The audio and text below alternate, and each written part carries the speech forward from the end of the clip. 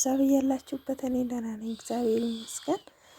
እና እንግዲህ ያፌት ኤፍራታን ካላገባው እያለ ነው እያለመ ነው እንግዲህ ከኤፍራታ ጋር እንዴት አይነት ጊዜ ማሳለፍ እንዳለበት እንዴት አይነት ጊዜ ከኤፍራታ ጋር እንደሚያሳልፍ እያሰበ እያለመ ነውና እና እንግዲህ ይሄ ህልሙ እውን ይሆን ወይስ ህልም ብቻ ሆኖ ይቀር ይሆን? እንግዲህ ያፌት ቤዛ ጋር ሄዶ ነበረና እኔ ኤፍራታን አገባታለሁ፣ አይናችሁ ደም ይለብሳል፣ አንቺ ደግሞ እዚሁ ሲኦል ውስጥ ትበሰብሻለሽ እያላት ነበረ። ቆይ አንተ ኤፍራታን ትወዳታለህ ወይስ እንደኔ ልትጫወትባት ነው እያለቻት ነበረ። እንግዲህ እያለችው ነበረ ያፌትን ቤዛ ኤፍራታን በጣም ነው ማፈቅራት እያላት ነበረ። እንግዲህ ቆይ ኤፍራታ ከኔ በላይ ቆንጆ ናት፣ እኔ ቆንጆ አይደለሁም፣ እኔ ቆይ እንደሷ መወደድ አይገባኝም፣ ሰው ሁሉ ምንድነው እሷን ብቻ የሚወዱ ለምን እያለች ነበረ። እንግዲህ እኔ ቆንጆ አይደለሁም፣ እኔ እንደሷ መወደድ አይገባኝም እያለች ነበረና እና እንግዲህ ያፌት አዎ አንቺ እንደሷ ልትወደጂ አይገባኝም፣ እሷ በጣም ራሽን ከሷ ጋር ማወዳደር አትችይም፣ እሷ ብልህ ሴት ናት፣ ስትናደድም ሆነ ስትደሰት ብሎ እንግዲህ በፊት የነበረውን ነገሮች እያስታወሰ ነበር እንግዲህ ያፌት እና ሉሊትም በጣም እየተናደደች ነው እንግዲህ እንደምታዩት ሉሊት ሁሌም እንዲሁ እንደተርበተበተች ነውና እዚህ ቤት ውስጥ በቃ ማንም ሰው ዞር ብሎ እኔን የሚያየኝ የለም አይደል፣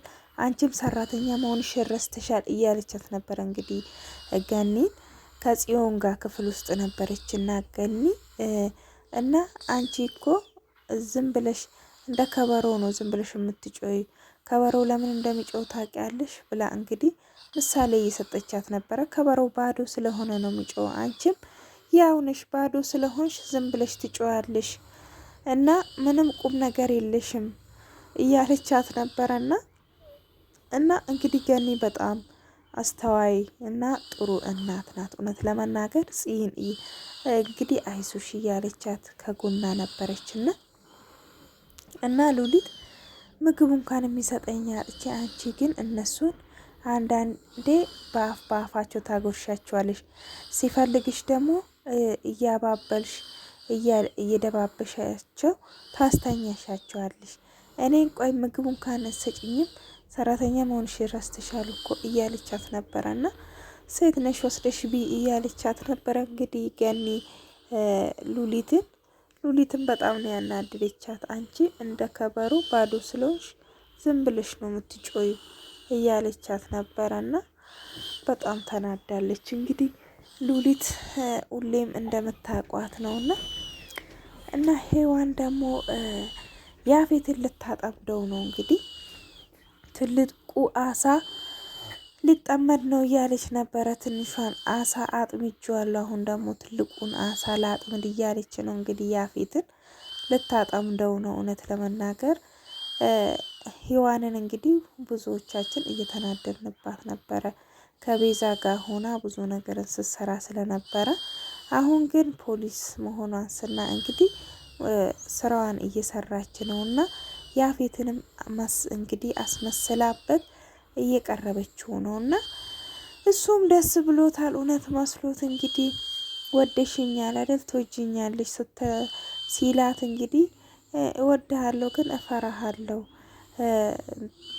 ቤዛንም ለዛ ነው የጠቆምኩባት ስለምፈራክ እና ደግሞ በቦታው ስለነበርኩም ለዛ ምክንያት ነው ስትል አብራችሁ ነበር ይሄን እቅድ ያቀዳችሁ፣ ኤፍራታን የማስገደል እቅድ ውስጥ ነበርሽበት እያላት ነበረ እንግዲህ ያፌት ሄዋንን።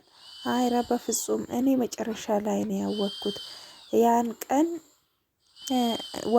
ኤፍራታን እየጠበቀቻት ነበረና ምንድነው ስላት ኤፍራታ አትወርድም፣ ከዛሬ ጀምሮ ኤፍራታ የምትባል ልጅ እንግዲህ ማንም ሰው አያትም ስትል ያን ቀን ያየሁት የሰማሁት እንጂ እኔ እቅድ ውስጥ የለውበትም ብላ ነበረ እንግዲህ የመለሰችለት።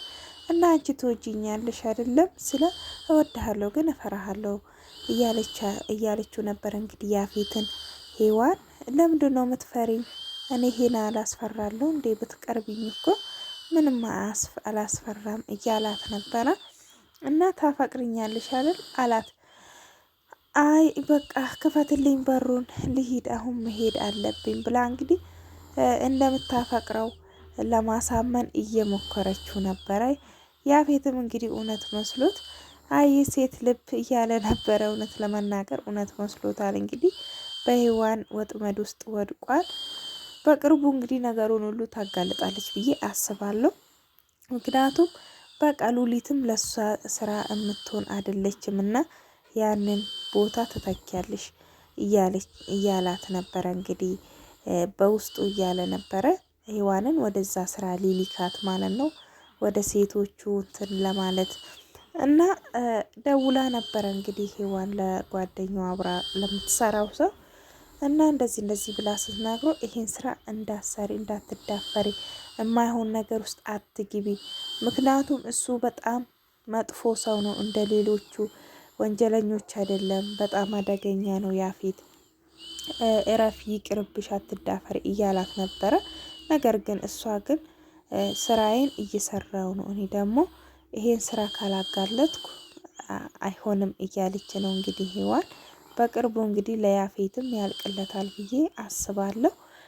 እና ናታን ደግሞ ቤዛን ለመጠየቅ ሄዱ ነበረ እንግዲህ ከቢኒ ጋር ቢኒ እስር ቤት ሄደው ዝም ብዬ እኮ ነው የመጣሁት እያለ ነበረ እንግዲህ ናታን። ቢኒ ግን አንተም እንደሷ ክፉ መሆን የለብህም መጠየቅ አለብህ ብሎት ነበረ። ነገር ግን ቤዛ እንግዲህ መልሷ ሌላ ነበረ። አንቺ ቆይ እንዴት ይሄን ያህል ክፉ ትሆኛለሽ ብሎ ሲጠይቃት እንግዲህ ናታን እኔ ክፉ ሆኜ አይደለም እናንተ ሆናችሁ ብቻዬን የተዋችሁኝ፣ እንዲሆን ያደረጋችሁኝ ደግሞ እናንተ ሆናችሁ ብላ ነበረ እንግዲህ ቤዛ በጣም ነው ናታንን ያናደደችው። ሁላችሁም እሷን ትላላችሁ፣ እኔ የሚያናድደኝ እሷን ምንም ሳላደርጋት እዚህ ውስጥ እስር ቤት መግባቴ ነው። እኔ ገና ሰው ከምቀጥርባት እሷን በራሴ እጅ ወይ ከደረጃ ላይ ገፍትሬያት ወይ ከፎቁ ላይ ወርውሬያት መግደል ይችል ነበረ። እሱ ብቻ ነው የሚያናድደኝ፣ እዚህ ውስጥ መግባቴ ሳይሆን እስር ቤት መግባቴ ሳይሆን የሚያናድደኝ እሷን ምንም ሳላረጋት ኤፍራታ ምንም ነገር ሳላረጋት ምንም ሳትሆን እዚህ ውስጥ መግባቴ ነው የሚያናድደኝ እያለችው ነበረ እንግዲህ ቤዛ ለናታን በጣም ነው የተናደደው። አንቺ ቆይ ምን ያህል እንደዚህ ክፉና ጨካኝ ብትሆኚ ነው ጭራሽ እንደዚህ ጸጸቱ እንኳን አይሰማሽም እያላት ነበረ። እኔ የሚጸጽተኝ እሷን ሳልገላት እዚህ መግባቴ ነው እያለችው ነበረና እና በቃ ተናዶ በቃ ኒድ ናታን እሷ አትጸጸትም፣ እኔ ነኝ ጥፋተኛ በግድ ይዤክ የመጣሁት ብሎ ነበር እንግዲህ ቢኒያ። እና ሆዴ እንግዲህ ቅቤ ጠጥቷል እያለች ነበረ ቤዛ። እናንተ እኔን ለማናደድ ነበር የመጣችሁ፣ እናንተ እራሳችሁ ሆዳችሁ ጭስስ ብሎ ሄዳችሁ ሆዴ ቅቤ ጠጣ እናንተ በመቃጠላችሁ በመናደዳችሁ እያለች ነበረ ቤዛ። ግን ደስተኛ አይደለችም አሁንም፣ ምክንያቱም የሌላ ሰውን ደስታ ለማሳጣት ስትል የራሷን ህይወት ችግር ውስጥ ከታለች። እና እንግዲህ ቤዛ ይሄ ነገር እስከ መቼ ነው የሚዘልቀው? ቢቀርባት ይሻል ነበረ። ገኒ ደግሞ ከልጇ ጋር እንግዲህ ዳግም ቤት ሄዳ ነበረ፣ የራሷ ቤት። ቢኒያም ዳግም ገኒ ሆኖ እንግዲህ ዳግም ቡና አፍልቶ እየተሳሳቁ ለኤፍራታ መቼ ነው የምትነግሪያት?